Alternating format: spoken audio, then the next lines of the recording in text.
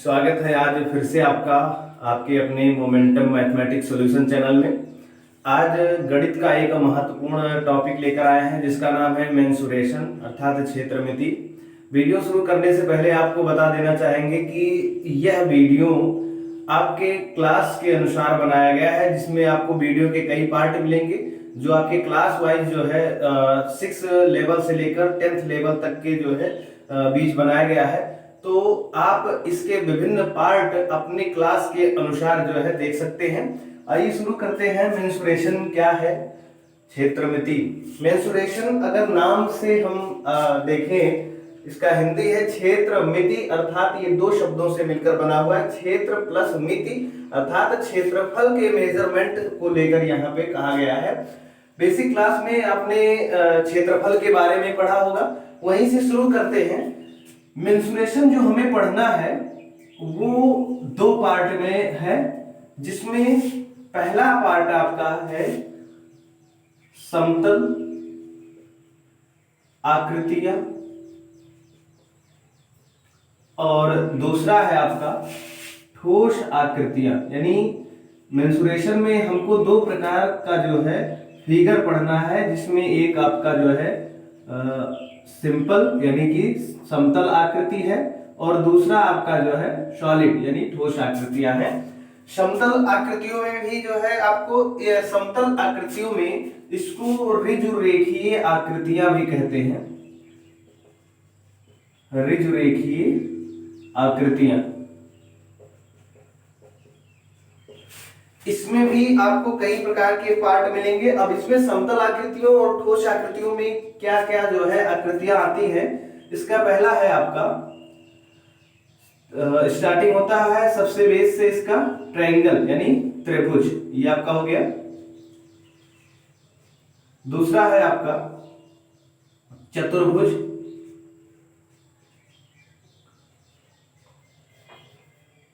आपका अगला है चतुर्भुज। फिर आगे आप पढ़ेंगे बहुभुज, यानी त्रिभुज भी आपका बहुभुज में आता है। त्रिभुज, चतुर्भुज और बहुभुज ये आपके सिलेबस में नहीं है, हालांकि इस पे जो है हम आपको कुछ इसके बारे में बता देंगे इस वीडियो में। तो ये आपका बहुभुज हो गया और इसके आगे आपको जो है एक समतल आकृति मिलेगी वृत्त। ये चार प्रकार की आकृतियां आपको समतल अर्थात ऋजुरेखीय आकृतियों में पढ़ना है। ठोस आकृतियों में आपका क्या क्या आता है, हाई स्कूल के दृष्टिकोण से ये बहुत इंपॉर्टेंट है, उसमें आपको ठोस आकृतियों के ही बारे में पढ़ना है। इसमें पहला है आपका घनाभ, दूसरा है आपका घन, घन आपका परिवर्तित रूप घन है।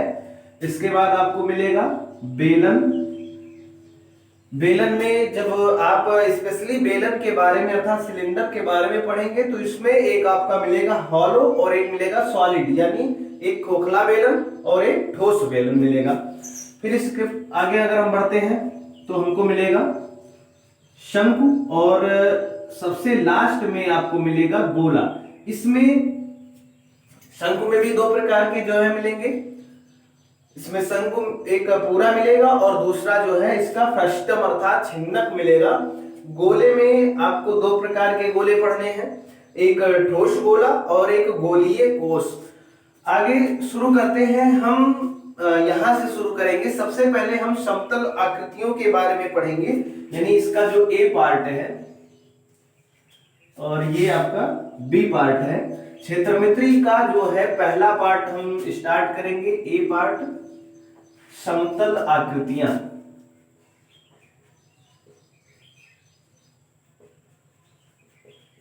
एक चीज और आपको बता देना चाहेंगे, जो समतल आकृतियां अर्थात ऋजुरेखीय आकृतियां हैं, इनके लिए हम क्षेत्रफल के बारे में पढ़ेंगे, इनका हम क्षेत्रफल पढ़ते हैं। और ठोस आकृतियों के लिए हम क्षेत्रफल एवं आयतन दोनों पढ़ते हैं। तो समतल आकृतियां अर्थात प्लेन फिगर,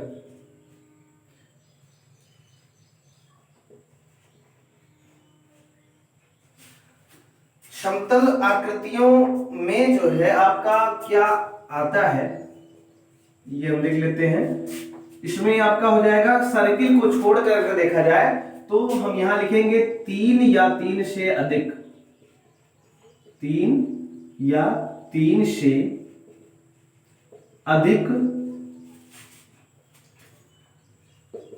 रेखाखंडों से घिरे 3 या 3 से अधिक रेखाखंडों से घिरे हुए बंद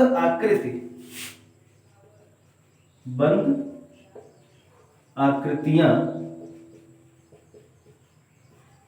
समतल आकृतियां कहलाती हैं।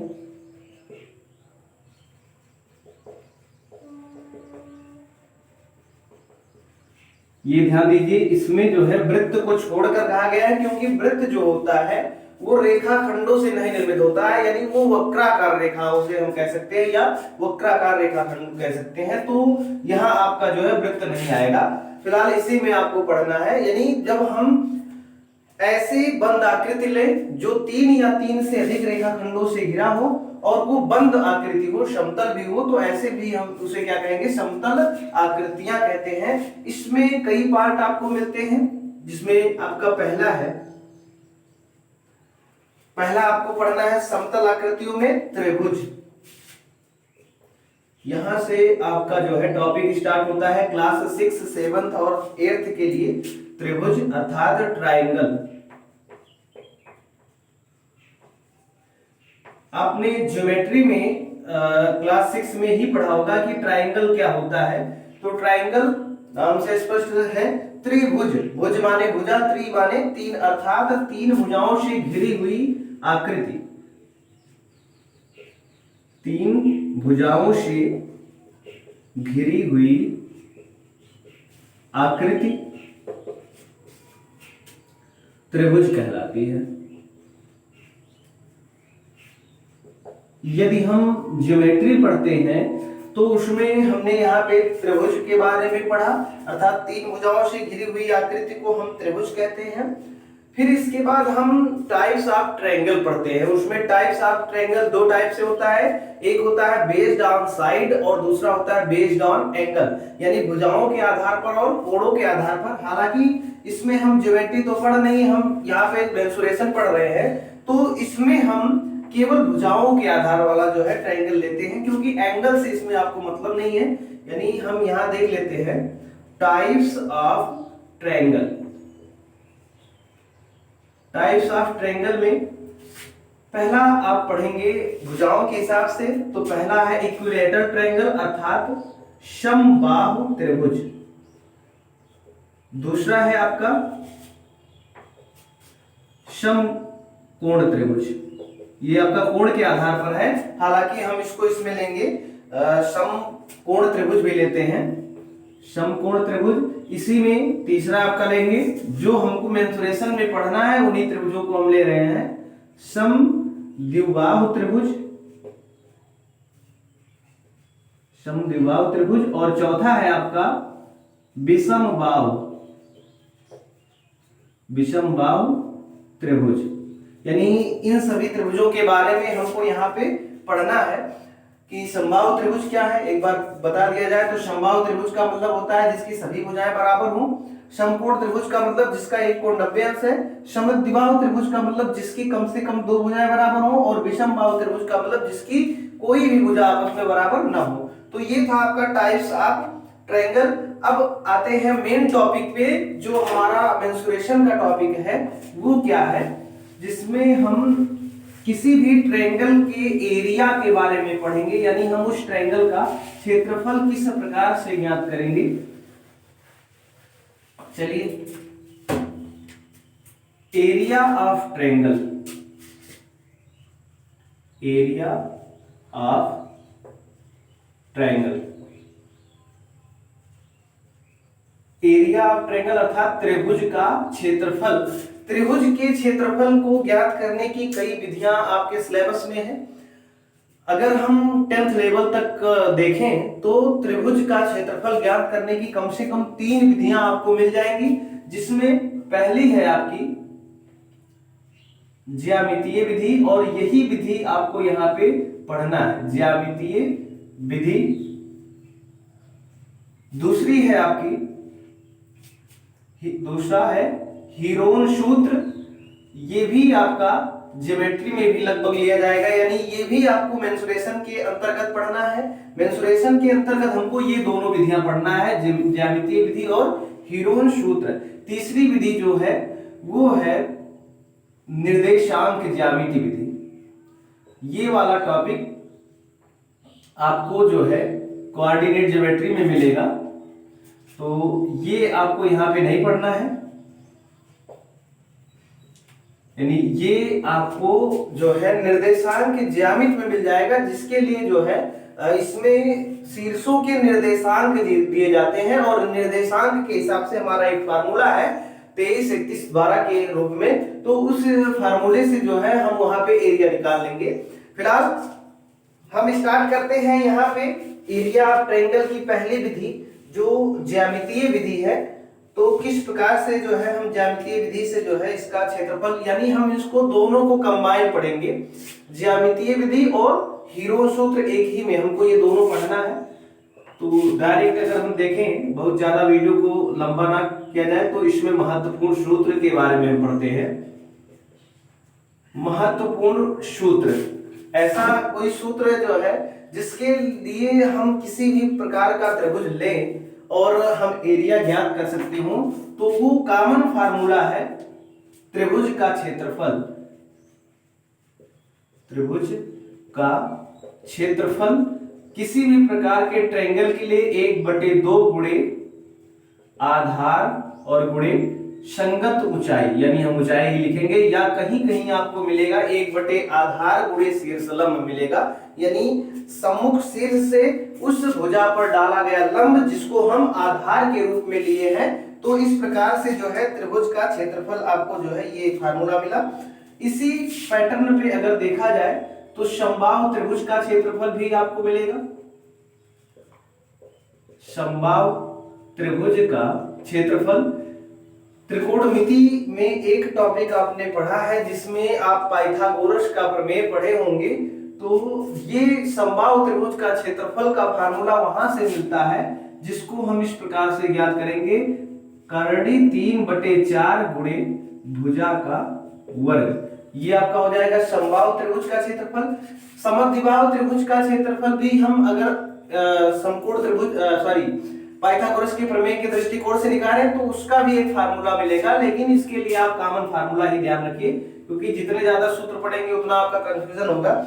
नेक्स्ट आपका जो है समबाहु त्रिभुज का, इसी में आपको एक और भी जो है चीज मिल जाएगा। मान लीजिए किसी जो है समबाहु त्रिभुज का शीर्ष लंब दिया हो, तब हम किस प्रकार से जो है इसका क्षेत्रफल ज्ञात करेंगे। समबाहु त्रिभुज का शीर्ष लंब बराबर ये होता है √3/2 गुणे भुजा, यानी कर्ण 3/2 और गुणे ये आपका हो जाएगा भुजा। इसके हिसाब से यानी शीर्ष लंब दिया है तो भुजा ज्ञात कर सकते हैं, और जब भुजा ज्ञात हो जाएगा तो हम त्रिभुज का क्षेत्रफल आसानी से ज्ञात कर सकते हैं। नेक्स्ट है आपका समकोण त्रिभुज का क्षेत्रफल। समकोण त्रिभुज का क्षेत्रफल बराबर 1/2 गुणे आधार और गुणे लंब। जहां हम ऊंचाई कहते थे वहीं हम लंब कहेंगे, क्योंकि समकोण त्रिभुज में जो ऊंचाई होती है वही आधार पर लंब भी होता है। तो उस प्रकार से जो है हम आधार गुणे लंब के रूप में कह सकते हैं। तो अगला आपका जो है जो हीरोन सूत्र के प्रोसेस पे है वो है हीरोन सूत्र। ये कब हम ज्ञात करेंगे, जब किसी त्रिभुज की तीनों भुजाएं दी गई हो, अर्थात यहाँ पे त्रिभुज का क्षेत्रफल, डेल्टा से इसको कहीं कहीं प्रदर्शित करते हैं। ये आपका होता है √S-a/S-b एंड S-c। यहाँ पे कौन सा जो है राशि क्या है इसके बारे में जान लेते हैं। S क्या होता है, जहां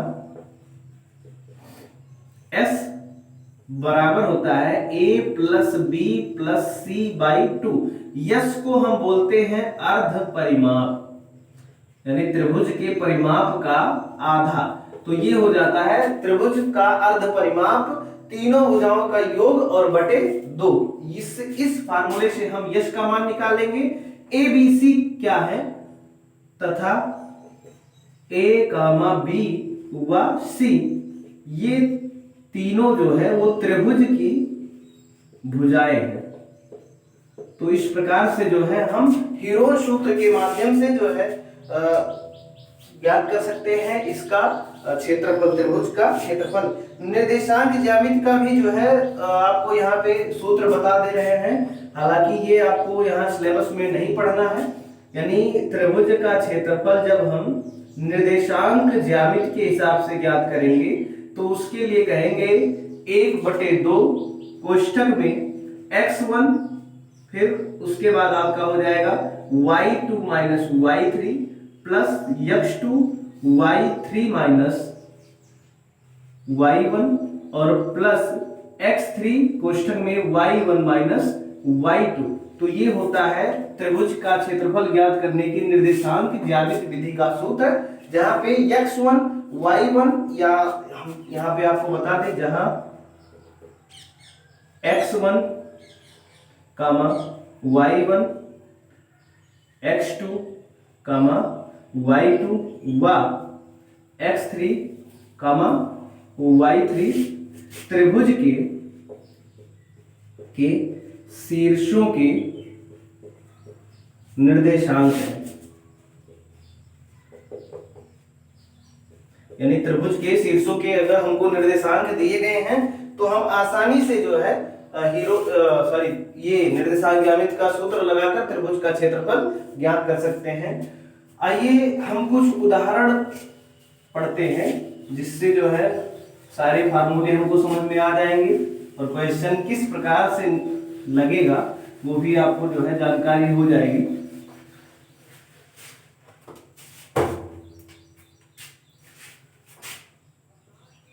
महत्वपूर्ण उदाहरण, इसमें पहला एग्जाम्पल हम पढ़ते हैं। पहला एग्जाम्पल क्या है?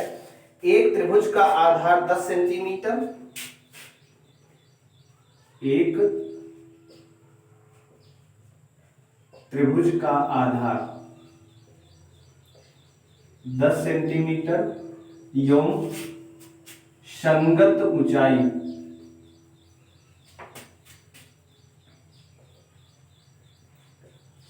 ऊंचाई 5 सेंटीमीटर है, तब त्रिभुज का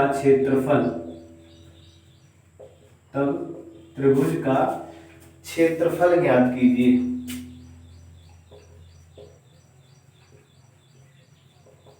बहुत ही आसान और सिंपल प्रश्न है।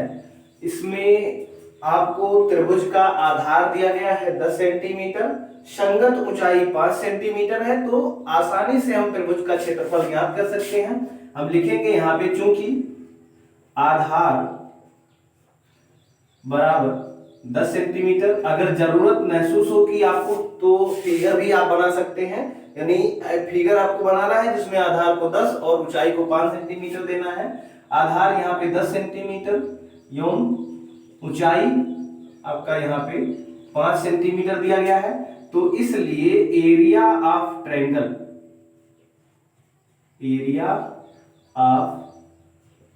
Triangle is equal to, common formula जो ज्यामिति विधि का है, 1/2 गुणे आधार गुणे ऊंचाई। तो इस प्रकार से यहाँ पे आपको मिल जाएगा 1/2 गुणे 10 और गुणे 5, काट दीजिए, 2 एकम 2, 2 पंचे 10 और 5 से 5 का गुणा होगा, यानी ये हो जाएगा 25। और सबसे महत्वपूर्ण बात जो है वो यूनिट ध्यान में रखिएगा, यहाँ 10 सेंटीमीटर है और 5 सेंटीमीटर, माने संख्या का तो गुणा होगा, साथ में इनकी यूनिट का भी गुणा हो जाएगा। तो सेंटीमीटर गुणे सेंटीमीटर अगर करते हैं तो हमको यहाँ पे मिल जाएगा सेंटीमीटर स्क्वायर, यानी आपको एरिया ऑफ ट्रायंगल मिल गया 25 सेंटीमीटर स्क्वायर। ये आपका जो है आंसर हो गया। अब इसमें किसी किसी प्रश्न में आपको ऐसे भी मिल सकता है जिसमें आपको आधार दिया हो और त्रिभुज का क्षेत्रफल दिया हो, तो आप ऊंचाई को ज्ञात कर सकते हैं। क्योंकि आपको अगर देखें यहाँ पे तो तीन चीजें दी गई हैं, एरिया ऑफ ट्रायंगल, आधार और ऊंचाई, तीन अज्ञात जो है राशियों के बारे में कहा गया है। तो अगर हमको त्रिभुज का क्षेत्रफल दिया है और आधार दिया है तो ऊंचाई बचता है, ऊंचाई ज्ञात कर लेंगे। इसी प्रकार त्रिभुज का क्षेत्रफल और ऊंचाई दिया है तो आधार ज्ञात कर सकते हैं, और आधार और ऊंचाई है तो आप यहाँ पे त्रिभुज का क्षेत्रफल ज्ञात कर सकते हैं। किसी किसी प्रश्न में आधार और ऊंचाई में एक रिलेशन दे देता है, जैसे इस प्रकार का क्वेश्चन कहा जाए, एक त्रिभुज का आधार उसकी ऊंचाई का 4 गुना है, आधार उसकी ऊंचाई का 4 गुना है। जब ऐसे प्रश्न आपको मिले तो उसमें आपको मानना पड़ता है, और प्रयास करिए छोटे वाले को माने। जैसे मान लीजिए क्वेश्चन कहा गया एक त्रिभुज का आधार उसकी ऊंचाई का 4 गुना है, यानी ऊंचाई कम है, ऊंचाई को आप x के रूप में मानिए तो आधार हो जाएगा 4x, और उसके बाद क्षेत्रफल आपको दिया जाए तो क्षेत्रफल के बराबर रखकर सूत्र में x का मान ज्ञात कर लीजिए, और जब x का मान ज्ञात हो जाएगा तो आधार और ऊंचाई का मान आप आसानी से ज्ञात कर सकते हैं। चलिए दूसरा एग्जांपल देखते हैं। दूसरा एग्जांपल है, एक समबाहु त्रिभुज की भुजा 6 करड़ी 2 सेंटीमीटर, एक समबाहु त्रिभुज की भुजा 6√2 सेंटीमीटर है, तब त्रिभुज का क्षेत्रफल एवं शीर्ष लंब ज्ञात कीजिए। अब की बार एक विशेष प्रकार का त्रिभुज कहा गया है, यहाँ किसी विशेष प्रकार के त्रिभुज के बारे में नहीं कहा गया था, इसमें एक सिंपल त्रिभुज था, और इसमें विशेष प्रकार का त्रिभुज है समबाहु त्रिभुज, अर्थात जो भी हम फार्मूला यूज करेंगे वो समबाहु त्रिभुज का होगा। तो यहां से क्या दिया है पहले उसको हम नोट कर लेते हैं। चूंकि समबाहु त्रिभुज की भुजा बराबर दिया गया है 6 करड़ी 2 सेंटीमीटर, इसका क्षेत्रफल का सूत्र आपने पढ़ा है समबाहु त्रिभुज का, यानी इसलिए आपका हो जाएगा समबाहु त्रिभुज का क्षेत्रफल, सिंपल सा फार्मूला है √3/4 इंटू भुजा का स्क्वायर। अगर इस फार्मूले में हम रखें तो √3/4 और भुजा इसकी है 6 करड़ी 2, अर्थात यहाँ पे हम रखेंगे 6√2 और इसका होल स्क्वायर कर दें तो इस प्रकार से आपका हो जाएगा √3/4, इसका स्क्वायर करने पर 6 का हो जाएगा 36, 6 का वर्ग करेंगे 36, और √2 का जब वर्ग करेंगे तो केवल 2 आएगा, क्योंकि जब दो प्रकार के रूट एक ही संख्या अंडर रूट में हो और उसका 2 बार गुणा होता है तो वर्गमूल के नियम से जो है अंडर रूट हट जाता है, यानी 6 छक 36 दूना 72, ये आपका हो जाएगा 72। अब इसको काटते हैं तो 4 से हम इसको काट दें, 4 एकम 4 और ये हो जाएगा 4 एकम 4 3 7 4 8 32 18 4 72, यानी कुल मिला के यहाँ पे आपको मिल गया 18 करड़ी 3। यूनिट देखेंगे सेंटीमीटर में है तो एरिया का जो भी यूनिट होता है वो सेंटीमीटर स्क्वायर, यानी एरिया ऑफ ट्रायंगल आपको मिल गया 18 करड़ी 3 सेंटीमीटर स्क्वायर। अब अभी इसमें त्रिभुज का क्षेत्रफल हमने ज्ञात किया है, त्रिभुज का शीर्ष लंब भी हम इसमें ज्ञात कर सकते हैं, यानी हम कहेंगे यहाँ पे इसलिए त्रिभुज का शीर्ष लंब, और आसान सा फार्मूला है इसका त्रिभुज के शीर्ष लंब का √3/2 गुणे साइड यानी भुजा। तो इस फार्मूले में रखा जाए √3/2 और गुणे भुजा, भुजा इसका है 6 करड़ी 2। इस प्रकार से अगर आप कैलकुलेट कराते हैं तो इसका वैल्यू हो जाएगा √2 और √3 जब गुणा होगा तो √6 आ जाएगा, यानी और 2 से इसको काट दीजिए, 2 एकम 2 2 3 6, यानी आपका ये हो जाएगा 3√6। अब चूंकि शीर्षलंब भुजा है, भुजा की लंबाई आपका केवल और केवल सेंटीमीटर में हो गया, अर्थात 1 आंसर ये आपका मिल गया। तो इस प्रकार से समबाहु त्रिभुज जो है, अगर आप समबाहु त्रिभुज की भुजा आपको दिया गया है तो उसका क्षेत्रफल और उसका शीर्षलंब आसानी से ज्ञात कर सकते हैं। अगला क्वेश्चन है एक समबाहु त्रिभुज का क्षेत्रफल। तीसरा, एक समबाहु त्रिभुज का क्षेत्रफल 20√3 सेंटीमीटर स्क्वायर है। समबाहु त्रिभुज है, उसका क्षेत्रफल है 20√3 सेंटीमीटर स्क्वायर। तब इसकी भुजा योग शीर्ष लंब ज्ञात कीजिए।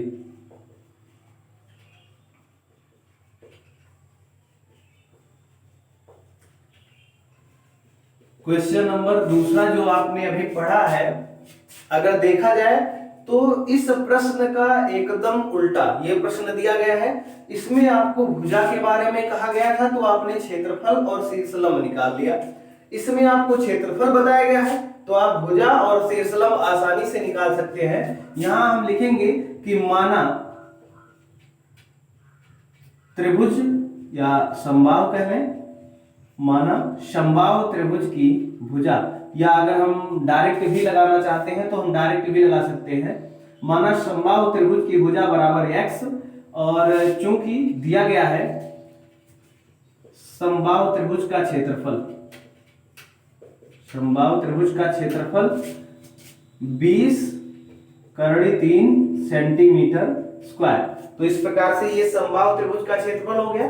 फार्मूला इसका होता है √3/4 और गुणे साइड का स्क्वायर, यानी ये भुजा का वर्ग हो जाएगा। डायरेक्ट अगर हम करें तो भुजा इसमें x दिया गया है, x स्क्वायर हो जाएगा, और ये आपका हो जाएगा 20√3 सेंटीमीटर स्क्वायर।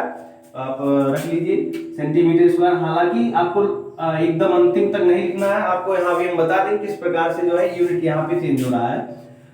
अब यहां से अगर देखा जाए तो √3 से √3 कैंसिल हो जाएगा, और x स्क्वायर बराबर आपका हो जाएगा, इसमें अगर हम क्रॉस मल्टीप्लाई करें तिरछा गुणा, तो आपको यहाँ 20 चौक 80 मिल जाएगा। x स्क्वायर बराबर 80 मिलेगा। इसके हिसाब से जो है हम इसका जो है आगे ज्ञात कर सकते हैं।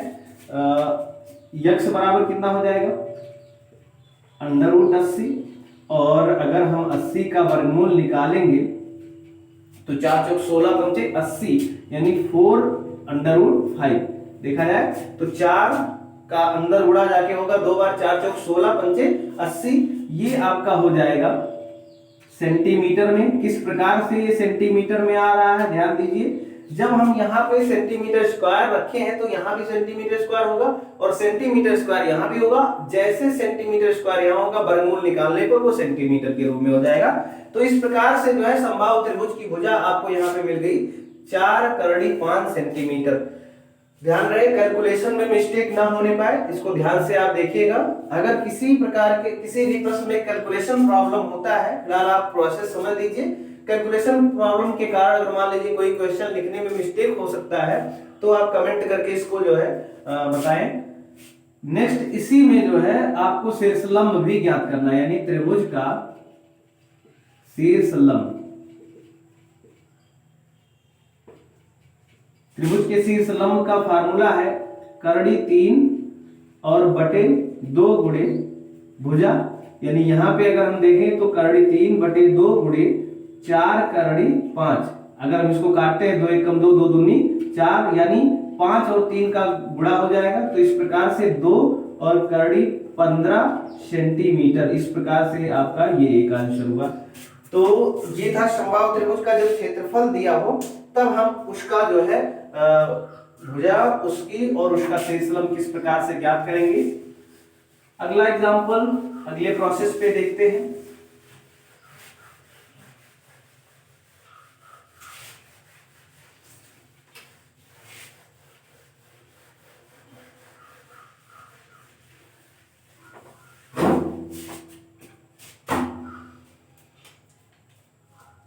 अगला क्वेश्चन है एक समबाहु त्रिभुज का परिमाप। क्वेश्चन नंबर चौथा, एक समबाहु त्रिभुज का परिमाप 27 सेंटीमीटर है। तब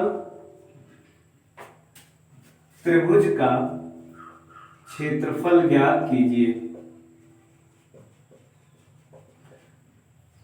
अब की बार क्वेश्चन का जो है मेथड थोड़ा सा चेंज हो गया है, डिफरेंट टाइप का क्वेश्चन जो है आपको लग रहा होगा, बट पूरा का पूरा प्रोसेस आप वही लगाएंगे। अब की बार इसमें त्रिभुज का परिमाप कहा गया है, और परिमाप का मतलब किसी भी आकृति का परिमाप उसके सभी साइड्स का योग होता है, यानी किनारे के सभी भुजाओं का योग होता है।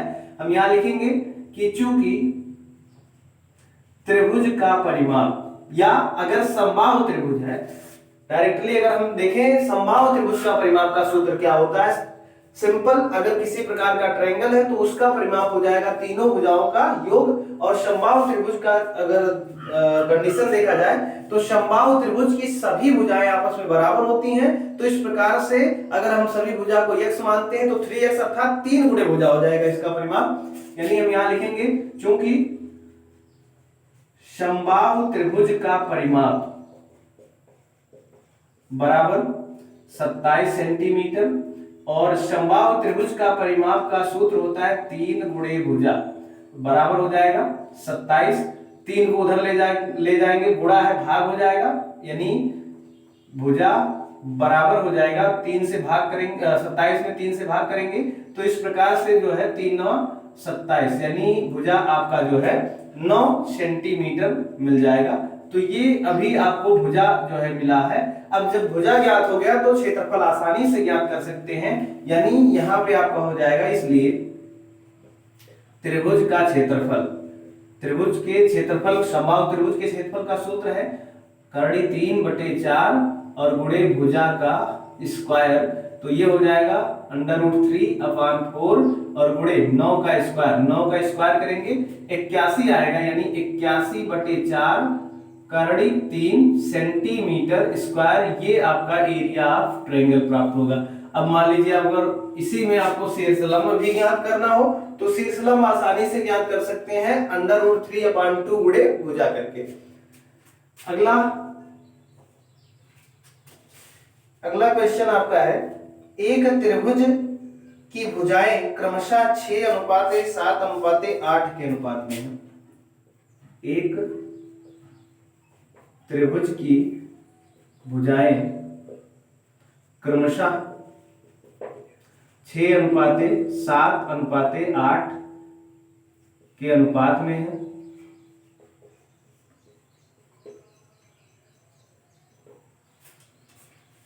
योम इसका परिमाप 84 सेंटीमीटर है। योम इसका परिमाप 84 सेंटीमीटर है। तब त्रिभुज का क्षेत्रफल ज्ञात कीजिए। थोड़ा सा अलग प्रकार का ये प्रश्न है, और ये प्रश्न आपका हीरोन फार्मूला पे जो है लगेगा। देखते हैं क्या होगा इसका सॉल्यूशन। चूंकि जो यहाँ पे त्रिभुज की भुजाएं दी गई हैं उनका अनुपात दिया है, तो जब कभी भी त्रिभुज की भुजाओं का अनुपात दिया हो तो हम उनके साथ एक चर राशि को लेते हुए मानते हैं। यानी माना त्रिभुज की भुजाएं, माना त्रिभुज की भुजाएं 6:7:8 के अनुपात में था, तो हम इसको 6x 7x तथा 8x मानते हैं। ठीक, यह मिल गया आपको। माना त्रिभुज की भुजाएं 6x 7x और 8x है। अब चूंकि त्रिभुज का परिमाप क्या होता है, s के रूप में लिखते हैं इसको। परिमाप दिया गया है 84 सेंटीमीटर, और परिमाप का सूत्र होता है तीनों भुजाओं का योग। यानी यहां पे अगर देखा जाए तो तीनों भुजाओं का योग, अगर इस हिसाब से देखा जाए तो तीनों भुजाएं आपको दी गई हैं 6x + 7x + 8x बराबर 84। आगे अगर हम सॉल्व करें तो 6 और 7 13 और 8 21, 21x बराबर 84 हो जाएगा। 21 का इधर गुणा है, उधर ले जाएंगे तो भाग हो जाएगा, यानी x बराबर आपको मिल जाएगा 21 से भाग करेंगे 84 में 4 बार जाएगा। इस प्रकार से यक्स का मान आपको 4 सेंटीमीटर मिल गया। अब इसलिए हम आगे लगाएंगे, इसलिए पहली भुजा कितना हो जाएगा, x बराबर 4 आया, पहली भुजा था 6x यानी कि 6 गुणे 4 बराबर ये हो जाएगा 24 सेंटीमीटर। दूसरी भुजा 7x है तो 7 गुणे 4 हो जाएगा यानी 28 सेंटीमीटर। तीसरी भुजा 8x है तो 8 गुणे 4 यानी 32 सेंटीमीटर। यानी ये आपका हो गया स्मॉल a, ये हो गया स्मॉल b, ये हो गया स्मॉल c। यानी तीनों भुजाओं की लंबाई आपको मिल गई 24, 28 और 32। अब जब त्रिभुज की तीनों भुजाएं दी गई होती हैं तब हम कौन सा सूत्र अप्लाई करते हैं एरिया ऑफ ट्रायंगल के लिए, हीरोन सूत्र। और हीरोन सूत्र के लिए सबसे पहले हम उसका अर्ध परिमाप s की वैल्यू प्राप्त करते हैं। s का सूत्र क्या होता है, a plus b plus c upon 2। अगर इसके हिसाब से देखा जाए तो a का मान है 24 प्लस b का मान है 28 और c का मान है 32 बटे आपका हो जाएगा 2। और अगर आगे इसको जोड़ा जाए तो 8 2 10 और 4 14, 3 2 5 2 7 और 1 8 यानी 84 बटे 2 आपका मिल जाएगा। वैसे सिंपल सी बात है, इसका परिमाप 84 दिया गया था, 84 ही जो है इसका परिमाप होगा। तो अर्ध परिमाप इसका हम डायरेक्ट भी कह सकते हैं, क्योंकि परिमाप है 84 तो यस का मान आपका 84 हो गया तो यस बाई 2 अर्थात ये यस बाई 2 ही तो है। यस बाई 2 का मान आपका कितना हो जाएगा उस हिसाब से आधा कर सकते हैं, तो ये हो जाएगा 42 सेंटीमीटर। यानी एस का मान जो है आपको यहाँ पे मिल गया 84 बटे 2 सेंटीमीटर। 2s परिमाप होता है तो यस का मान हो जाएगा 42 सेंटीमीटर। अब इसलिए area of triangle is equal to क्या हो जाएगा, फार्मूला हमारा है under root s into s minus a into s minus b into s minus c. तो ये आपका एरिया ऑफ ट्रायंगल के लिए है सूत्र। इसमें अगर हम रखें सभी वैल्यू, s की वैल्यू आपको मिली है 42, फिर s बराबर 42 माइनस a की जगह पे आप 24 रख दीजिए इंटू s यानी 42 माइनस b की जगह पे 28 और इंटू s की जगह पे आपका हो जाएगा 42 और माइनस 32। यानी इसको आगे सॉल्व करें तो ये हो जाएगा 42। फिर आपको 42 में से 24 को घटा देना है, यानी 12 में से 4 जाएगा 8, 3 में से 2 जाएगा 1, 18 हो जाएगा। 42 में से 28 को घटाएंगे तो आपका 12 में से 8 जाएगा 4 और 3 में से 2 जाएगा 1। 42 में से 32 को घटाएंगे तो ये 10 आएगा। अब यहाँ पे अधिकतर लोग क्या गलती करते हैं, आप क्वेश्चन को लंबा कर देते हैं, क्योंकि गणित में आप हमेशा जो है ध्यान रखिए, सबसे पहले आप सिंपलीफाई सोचिए, कैलकुलेशन के बारे में बाद में सोचिए। तो यहाँ कुछ लोग क्या करते हैं, सभी का गुणा कर लेते हैं और वर्गमूल निकालते हैं। तो बेहतर होगा अगर हम इनका गुणा ना करें, डायरेक्ट इनको तोड़ लें, क्योंकि गुणा करने में ही जितना आप समय लगाएंगे उतने में आप प्रश्न को सॉल्व करके आंसर पा सकते हैं। तो इसको हम तोड़ लेते हैं सभी को, और गुणा करेंगे तो आपको गुणा भी करना होगा, साथ में वर्गमूल भी निकालना होगा, तो आपका लंबा प्रोसेस जाएगा। 42 को अगर हम तोड़ें तो आपको मिल जाएगा 2 गुणे 3 गुणे 7, 2 3 6 7 42। 18 को तोड़ेंगे तो 2 गुणे 3 गुणे 3, 2 3 6 3 18। 14 को तोड़ेंगे तो 2 गुणे 7 और 10 को तोड़ेंगे तो 2 गुणे 5। इस प्रकार से मिल जाएगा। ध्यान रहे जो फैक्टर किया गया है वो सही हो। अब इसमें से वर्गमूल किस प्रकार से निकालते हैं हम, जोड़ा बना के। तो 1 2 यहाँ है, 1 2 यहाँ है, जितने जोड़े बनेंगे उतने अंक बाहर निकलेंगे। 2 का एक जोड़ा बना तो 1 2 निकल गया, फिर 2 का एक जोड़ा और बना यानी यहां से भी 1 2 निकल गया। 3 का एक जोड़ा बना तो यहां से 3 निकल गया। 1 3 बच जा रहा है, इसका जोड़ा नहीं बन रहा है, तो जिनका जोड़ा नहीं बनेगा वो अंडर रूट के अंदर ही आएगा। 7 का एक जोड़ा बन गया, 7 भी निकल गया। 5 का जोड़ा नहीं बना, यानी हमको जोड़ा नहीं मिला है 3 का और 5 का, तो ये दोनों अंदर ही रहेंगे, यानी √3 इंटू 5। अब कैलकुलेट करा लीजिए, तो 2 दूनी 4, 4 तिया 12, 12 सत्ते 84, यानी 84 और √50, यानी यहां पे आपको मिल गया 84 और √15, ये आपका जो है एरिया ऑफ ट्रायंगल मिला। ध्यान रहे यूनिट को आपको लिखना है, तो यूनिट इसका हो जाएगा सेंटीमीटर स्क्वायर, यानी जो एरिया ऑफ ट्रायंगल हीरोन सूत्र से आपने निकाला वो आपको यहाँ पे इतना मिल गया।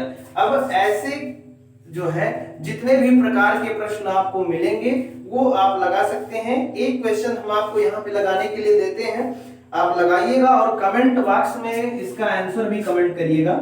अगले एग्जाम्पल के रूप में इसको रखिएगा।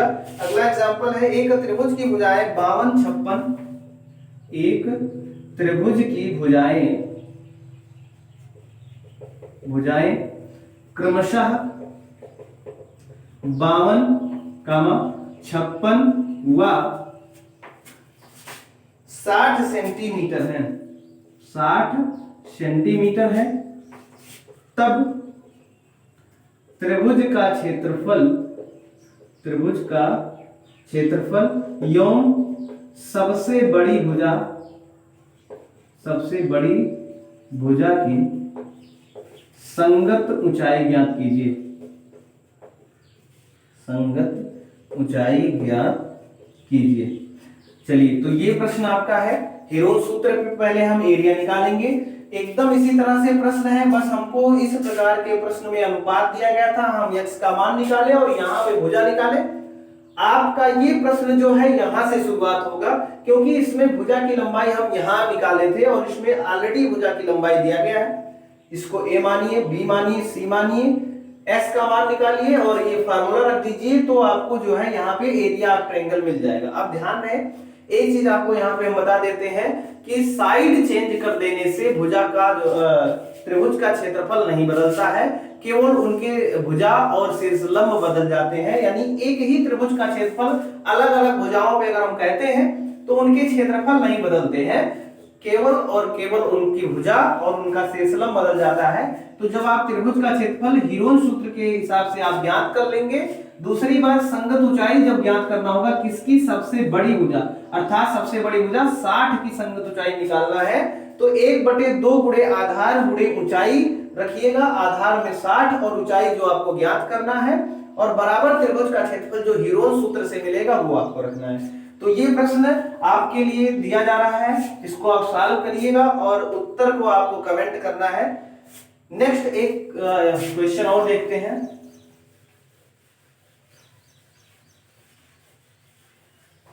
इन सभी एग्जाम्पल में किसी भी प्रकार की समस्या के लिए आप कमेंट करके पूछ सकते हैं और थंबनेल में दिए गए नंबर पर आप व्हाट्सएप भी कर सकते हैं। चलिए अगला एग्जाम्पल देखते हैं।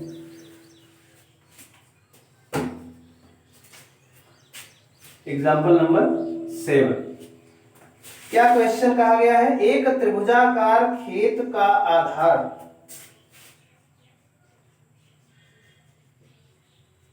एक त्रिभुजाकार खेत का आधार इसकी ऊंचाई का 3 गुना है। इसकी अब संगत ऊंचाई कहेंगे, संगत ऊंचाई का 3 गुना है। नेक्स्ट है, यदि खेत की जुताई का खर्च यदि खेत की जुताई का खर्च 246 रुपये 80 पैसे, 246 रुपये 80 पैसे, यानी रुपए जो है 246 रुपये 80 पैसे प्रति हेक्टेयर है, प्रति हेक्टेयर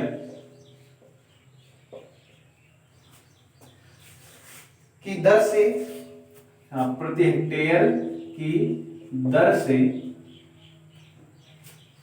ये वैल्यू मिल रहा है 3331.80, यानी 3331.80 रुपए, इतना रुपए जो है ये पूरी इसकी जुताई का खर्च आता है। तब इसका आधार एवं संगत ऊंचाई, तब इसका आधार एवं संगत ऊंचाई ज्ञात कीजिए। क्वेश्चन आपको थोड़ा सा बड़ा जरूर लगेगा, अलग टाइप का भी है, लेकिन प्रोसेस पूरा का पूरा वही लगेगा, यानी इसमें भी हम वही प्रोसेस लगाएंगे जो अभी तक पढ़ते आए हैं। क्वेश्चन भी ये कहा गया है, हमारे पास एक त्रिभुज के आकार का खेत है जिसका आधार इसकी ऊंचाई का 3 गुना है। आधार 3 गुना है ऊंचाई का, अर्थात ऊंचाई कम है, तो हम यहां मानेंगे कि माना खेत की ऊंचाई। अब ऊंचाई के लिए जो है आप चौड़ाई समझिए, जैसे हमारे पास ये खेत इस प्रकार से है, तो इसमें ऊंचाई का मतलब जो है ये यहां से लेकर यहां तक की दूरी हो जाएगी। तो इस प्रकार से माना खेत की ऊंचाई को हम यक्स मानते हैं, तो इसलिए आधार इसका 3 गुना है। आधार कितना हो जाएगा 3x, क्योंकि आधार इस ऊंचाई का 3 गुना है। अब यहां अगर देखा जाए तो 246.80 प्रति हेक्टेयर की दर से जो है इसकी जुताई की जा रही है। ध्यान रहे, जो क्षेत्रफल होता है, एक सूत्र होता है, जब आप क्वेश्चन लगाएंगे एक सूत्र है इस प्रकार के प्रश्न में मिलता है, कुल लागत, यानी ये जुताई किया जा रहा है या किसी भी प्रकार के जो है प्लॉट पे अगर कोई कार्य किया जा रहा है तो कुल लागत जो है यानी कुल खर्च कैसे मिलता है। कुल खर्च बराबर होता है कुल क्षेत्रफल गुणे एक वर्ग इकाई का खर्च। सिंपल सा फार्मूला है, कुल जो है लागत जो मिलेगा वो कुल क्षेत्रफल गुणे एक वर्ग इकाई का खर्च। अब कुल लागत इस फार्मूले में अगर हम वैल्यू को रखें तो कुल लागत मिल रहा है 3331.80 और कुल क्षेत्रफल हमको ज्ञात ही नहीं है, तो कुल क्षेत्रफल यहाँ पे रख देते हैं, यानी इसको हम इस प्रकार से एरिया ऑफ ट्रायंगल के रूप में मान लें। और एक वर्ग इकाई का खर्च कितना आ रहा है 246.80 ये मिला। यहां से हम एरिया ऑफ ट्रायंगल ज्ञात कर सकते हैं, यानी इसको हम लिखेंगे 3331.80 अपान 246.80।